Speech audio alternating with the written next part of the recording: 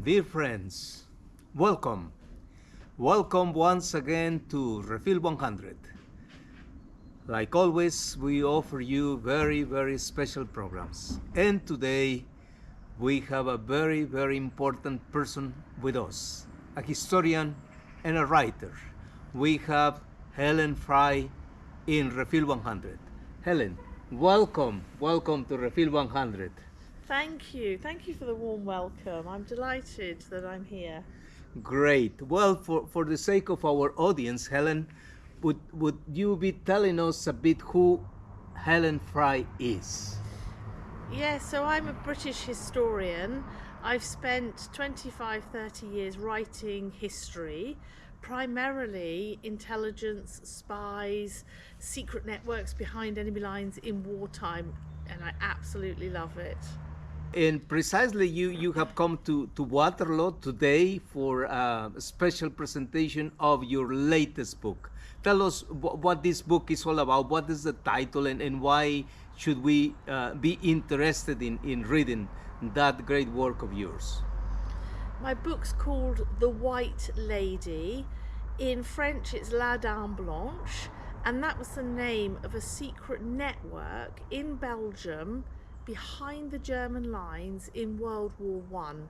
And that network of brave Belgian men and women, and there were some French agents as well, were collecting intelligence behind the lines and sending it back to the British in London. So the intelligence was smuggled out into Holland, so over the frontier into Holland and back to the UK.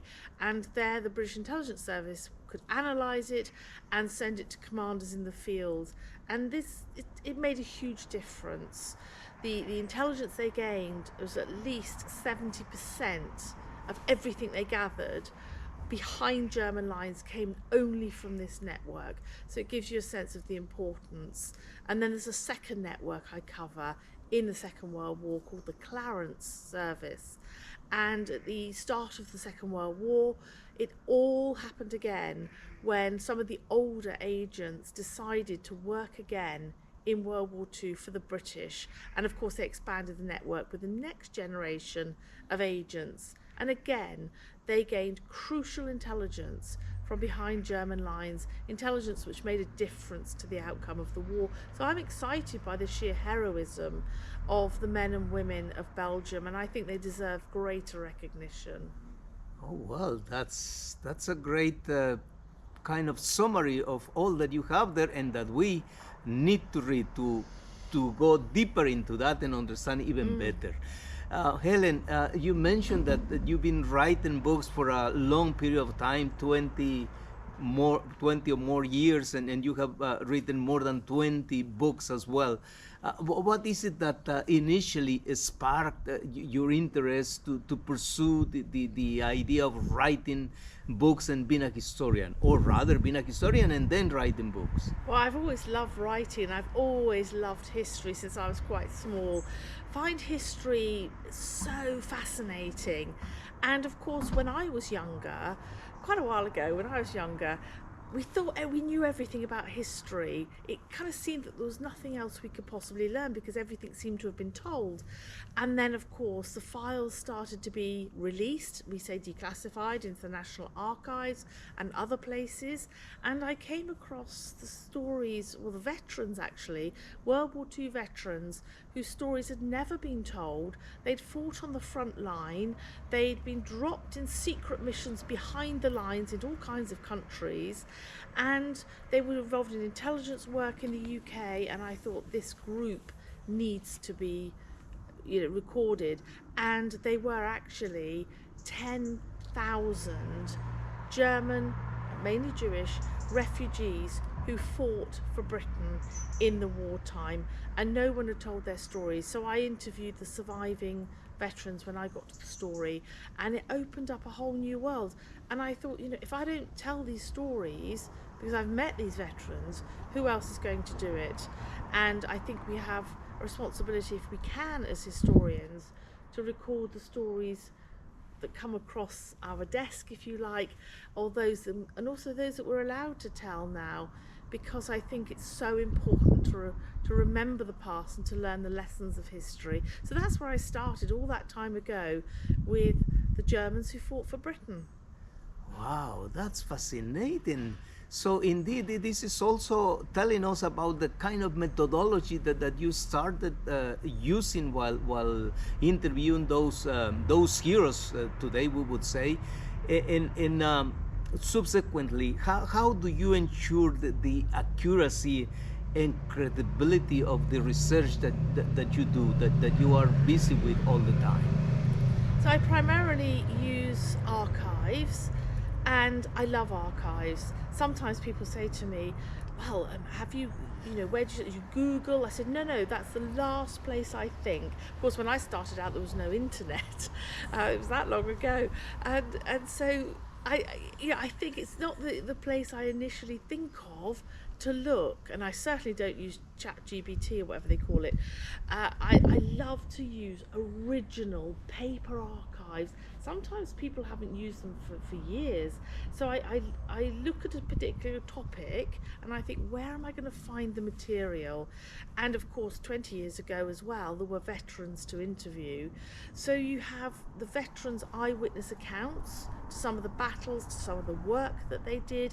If they're doing secret work, it's now they're able to talk about, then we can talk about that. But also it's important to verify, if you can, what they've said from what you find in the National Archives or in some of the museum archives. So you really have to do a lot of work reading through papers, and it's not that it all comes all at once. You have to spend a long time working through, sifting material, and a lot of it might not be relevant to the story you're telling, but you work through and you build up, and that's terribly important, and I love doing that. And if you get an oral tradition, what I mean is, if a veteran says to you, I did this in the war, sometimes you have to go in the files and check, did in this case it was a woman in naval intelligence, was she really an interrogator? Because it was unheard of for women to be interrogators in the first half of the Second World War, or even later in the Second World War. And I eventually found her name in the naval intelligence files, because a lot of people didn't believe me when I came away from that interview and she said we were interrogators. So it's using different sources to assess accuracy, and if you've got more than one source which tells a similar story or the same, then yeah.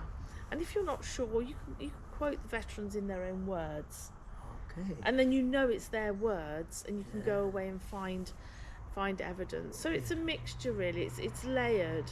Yeah. So in a sense, what you are telling us is also the way that you handle conflicting interpretations, because oftentimes I would imagine they would appear, and that's also how you purify, so to speak, the evidence that you find in the archives or in the testimonies of people. Yes, and I've found over the past, veterans don't tend to lie or exaggerate about their wartime career. They might not quite remember it in the same way. So I give you one actually very good example. I wrote the biography of a commando, so he went into very dangerous action, a bit like the SAS in the commando unit, and he had such a fluent memory. It was like he was completely reliving it. And when I first took down his story, the war diaries, the official diaries that's kept by their commander, hadn't been released.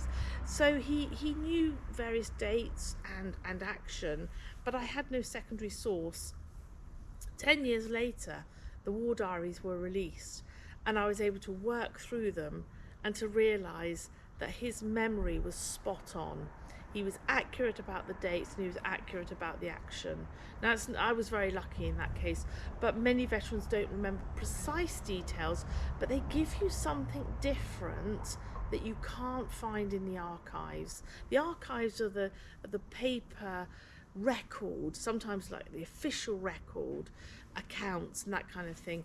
But if you've got sound archive, interviews that were done in the veteran's lifetime, then you can listen to those, and they give you the life and the colour. What was it like to be there? How was it their experience?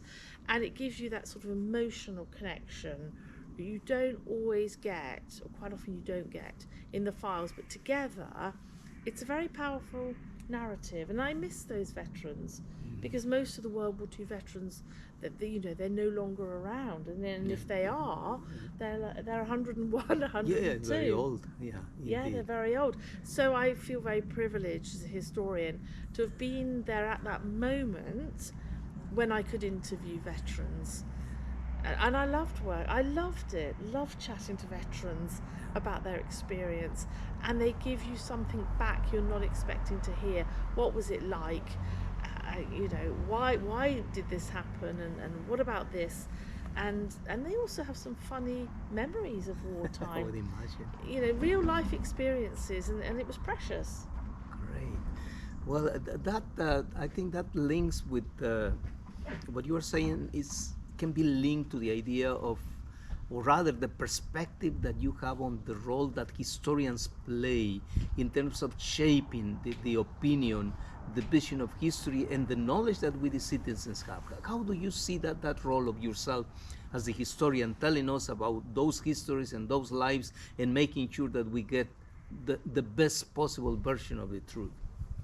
Yes, by working through the sources, by working through the archives, by interviewing any people who are still alive, and also interviewing some of the relatives, because sometimes they were told stories. Maybe they have a little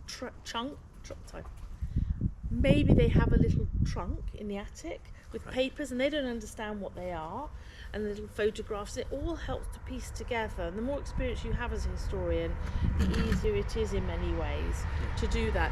But I think we have a responsibility not to sensationalize history. And today, a lot of my contemporaries are responsible in that, we are not sensationalizing history. We want to tell the stories as we find it in our research, but also knowing that in 10 years' time, something might be released that changes our understanding or deepens our understanding. But we work with the sources we have and tell those stories, because I think it's important to commemorate the sheer heroism of those men and women, and I don't want that to be forgotten. Yeah. And the lessons of history are relevant, I believe, today, always relevant. And when I started out, who would believe that Europe would be back on the brink of war potentially, and of course with the situation in Ukraine where they are fighting for their freedom and survival, and one could never have anticipated that. And maybe there are lessons to be learned from the wars 100 years ago, the First World War, and over 80 years ago for the Second World War. So I tell the stories because I enjoy it, I think, but we need to place these stories on record. But a byproduct of that also is that at certain points it can become relevant again. Yeah. And you don't always know that, and that's not why you write that history, but it's a really important consequence, I think, of the history we're writing now. You just don't know when it's going to be relevant again. And I think fundamentally it's understanding, each generation understanding the cost and the fight for freedom, what it cost. And one of my veterans, who I didn't interview in her lifetime, but she wrote It's Only When You've Lost Freedom. This is Peggy Van Leer. She helped to escape lines to get our guys out from behind enemy lines, our airmen and pilots. She wrote, it's only when you've lost freedom that you realise it's the most precious thing. Yeah. And that's what we're doing. We're recording these stories to understand the price paid for our freedom. That's my perspective. That's great indeed.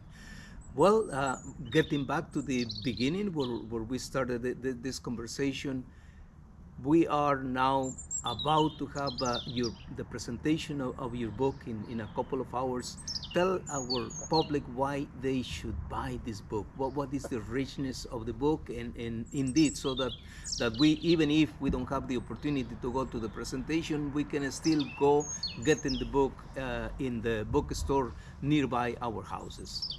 It's important because it's heroism. It's the heroism of ordinary Belgians who were prepared to risk their lives knowing the importance of what they were doing, what they could see behind the lines, and they would hide in secret little messages and write tiny bits of what they saw on handkerchiefs and on little tiny bits of paper, roll it up, hide it in broom handles. They would stick it down their front here, hide it in bread baskets and smuggle it out. They took risks so that the Allied commanders, those that are fighting, could see, because they can't see behind the lines. The Allied commanders can't see behind the lines.